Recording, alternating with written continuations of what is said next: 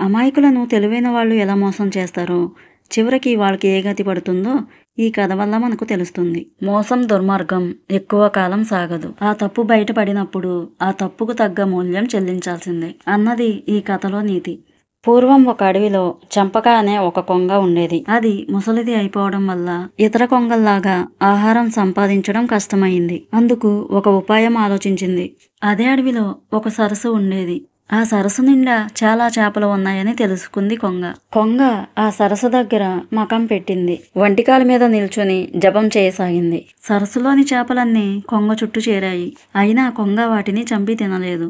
అది చూసి చేపలు ఆశ్చర్యపోయాయి. అప్పుడు ఆ చేపలు కొంగతో ఇలా అన్నాయి: కొంగ, నీకు మేము ఆహారం, పైగా నీకు అందుబాటులోకి వచ్చినా మమ్మల్ని తినవేంటి అంటూ అమాయకంగా అడిగాయి. అప్పుడు ఆ కొంగ ఇలా సమాధానం ఇచ్చింది: నా చేప మిత్రులారా, నేను గంగా నది ఒడ్డున మరి చెట్టు మీద కూర్చొని ఉన్నాను. అప్పుడు ఆ చెట్టు కింద ఒక యోగి తన శిష్యులకు ధర్మాలను చెబుతూ సకల ప్రాణుల యందు దయతో ఉంటే కాని మోక్షం లభించదని చెప్పాడు. అది విన్న నేను ఇక నుంచి మీలాంటి జీవులను చంపి తినకూడదని నిర్ణయించుకున్నాను అంటూ చెప్పింది. ఆ మాట విన్న చేపలు చాలా సంతోషించాయి. కొద్ది రోజుల్లోనే చేపలు, కొంగ మంచి మిత్రులయ్యాయి. ఒకరోజు ఉదయం చేపలు నీటిపై వచ్చేసరికి కొంగ ఏడుస్తూ కనిపించింది. ఎందుకు ఏడుస్తున్నావంటూ చేపలు అడిగాయి.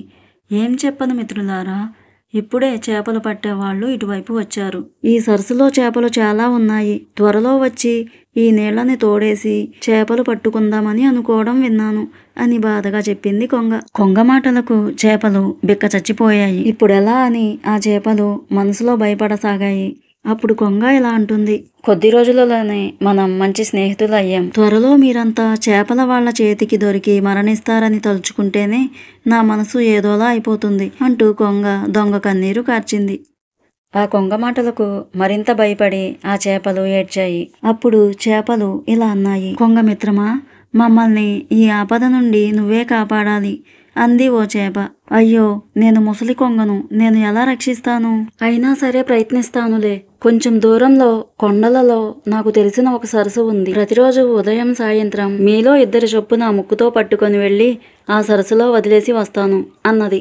ఆ చేపలన్నీ ఆనందంగా తలలూపాయి. ఆ రోజు నుంచి కొంగ ప్రతిరోజు ఉదయం సాయంత్రం రెండు చేపలని ముక్కుతో కరుచుకొని వెళ్ళి కొంతసేపటి తర్వాత ఖాళీ నోటితో తిరిగి వచ్చేది. చేపలను క్షేమంగా సరస్సులో వదిలి వచ్చానని చెప్పేది. అలా కొద్ది రోజులు గడిచాయి. చెరువులో చేపలు సగం పైగా ఖాళీ అయిపోయాయి. అదే సరస్సులో ఒక ఎండ్రకాయ ఉండేది. ఆ ఎండ్రకాయకి కొంగ చేపల్ని మోసం చేస్తుందని అనుమానం వచ్చింది. ఆ విషయం చేపలకు చెప్పింది. మరునాడు నేను వెళ్తానని ఎండ్రకాయ చేపలతో చెప్పింది. మరునాడు కొంగతో ఎండ్రకాయ తనను కూడా తీసుకెళ్లమని చెప్పింది. ఎండ్రకాయ మాటలకి కొంగ చాలా సంతోషించింది. ఆ కొంగ మనసులో ఇలా అనుకుంటుంది: ఆహా, రోజు ఈ చేపలను తిని నా నోరు చప్పబడిపోయింది. ఈ రోజు ఈ ఎండ్రకాయతో విందు భోజనం చేసుకుంటాను అనుకుని సరే అంది కొంగ. కొంగతో ఎండ్రకాయ ఇలా అంది: కొంగ మిత్రమా, నన్ను ముక్కున కరుచుకుంటే నా కొండే నీ కళ్ళల్లో దిగబడే ప్రమాదం ఉంది. అందుకని నీ మెడకు కరిచి పట్టుకుంటాను అంది. కొంగ ఇది ఒక అందుకు మంచిదే అనుకొని సరే అన్నది. ఎండ్రకాయ కొంగ మెడను పట్టుకున్నాక ఆకాశంలోకి ఎగిరింది. కొంత దూరం ప్రయాణం చేశాక ఎండ్రకాయ కిందకు చూసింది. అప్పుడు ఎండ్రకాయ ఇలా అనుకుంది: నేను అనుమానించింది నిజమే.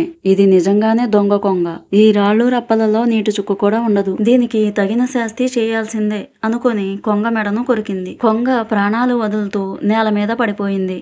ఎండ్రకాయ కొంగ మెడను వదిలి తాపీగా తన చేపల మిత్రుల దగ్గరకు వెళ్ళిపోయింది. చూసారా ఫ్రెండ్స్, మోసం ఎంతో కాలం దాగదు.